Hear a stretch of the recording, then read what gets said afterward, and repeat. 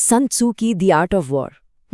नाम सुनते ही है ना, दिमाग में आती हैं लड़ाइयाँ, चालाक रणनीतियाँ, युद्ध के मैदान। लेकिन सोचिए जरा, क्या हो अगर इस 2500 साल पुरानी किताब का सबसे बड़ा सबक लड़ना हो ही ना, बल्कि लड़ाई को टालना हो। चलिए आज रणनीति के इसी गहरे रहस्य को समझने की कोशिश करते हैं। तो सन त्सू ना शुरुआत में ही एक पहेली सी फेंकते हैं। वो कहते हैं, भाई हर लड़ाई में लड़ना और जीतना वो कोई सबसे बड़ी कामयाबी नहीं है। अब ये सुनने में थोड़ा अजीब लगता है कि नहीं?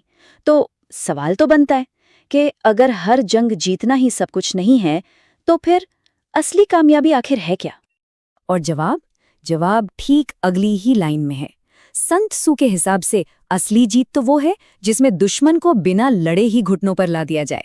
बस यही इस पूरी किताब का सार है। सबसे बड़ी जीत वो जिसमें कोई संघर्ष ही न हो। और यही एक सोच दरअसल उनकी हर रणनीति की नींव है। तो सवाल वही है कि बिना लड़े जीत हासिल की कैसे जाए? सन त्सू का पहला सिद्धांत यहीं से शुरू होता है। वो कहते हैं, जीत का फैसला वो लड़ाई के मैदान में नहीं होता। नहीं, वो तो बहुत पहले तैयारी की टेबल पर ही हो जाता है।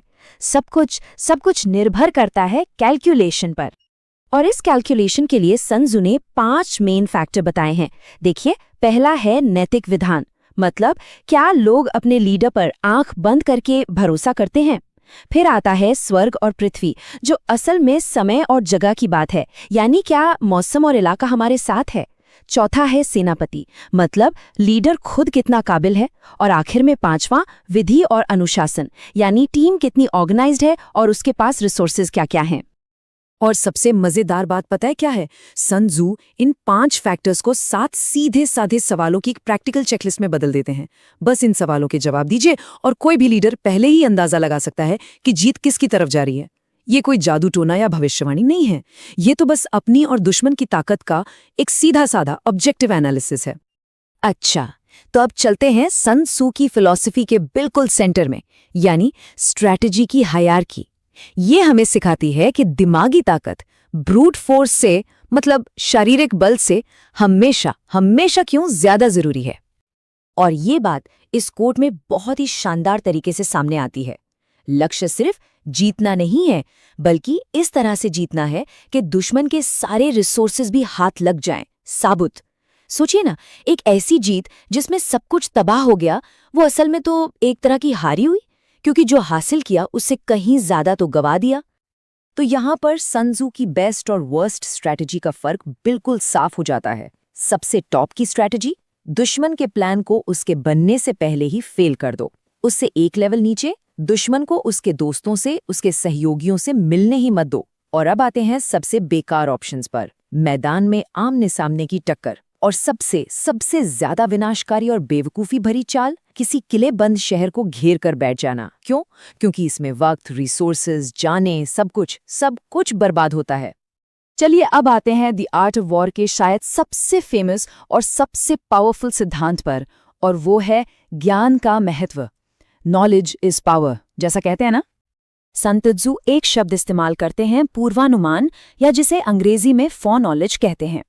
लेकिन रुकिए, इसका मतलब कोई जादू टोना या कोई दैवी शक्ति बिल्कुल नहीं है।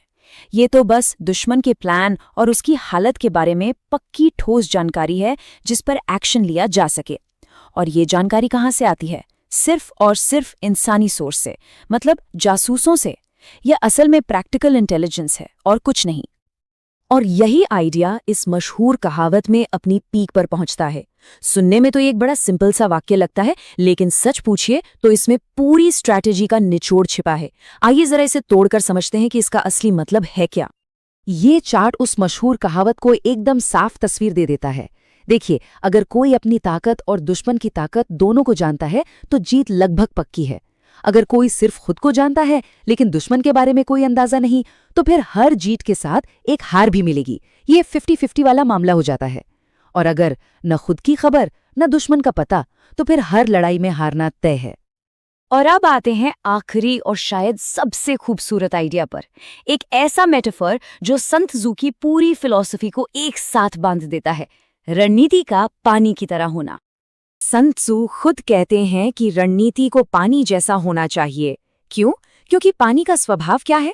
वो हमेशा ऊंची और मुश्किल जगहों से बचकर नीचे की ओर आसान रास्ते की तरफ बहता है। बस एक महान रणनीतिकार को भी ठीक यही करना होता है, सीधी टक्कर से बचना।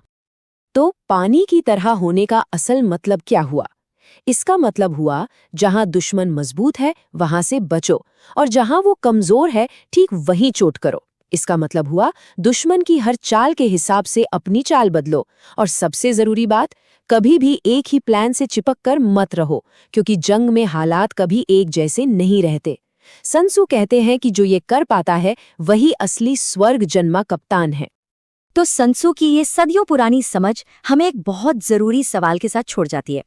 जब जिंदगी में अगली चुनौती सामने आए, तो क्या एक कठोर और जिद्दी चट्टान बनना बेहतर है जो आखिर में टूट सकती है, या फिर उस अजेय पानी की तरह बनना जो हर रुकावट के पास से अपना रास्ता निकाल ही रहता है और जिसे कोई रोक नहीं सकता?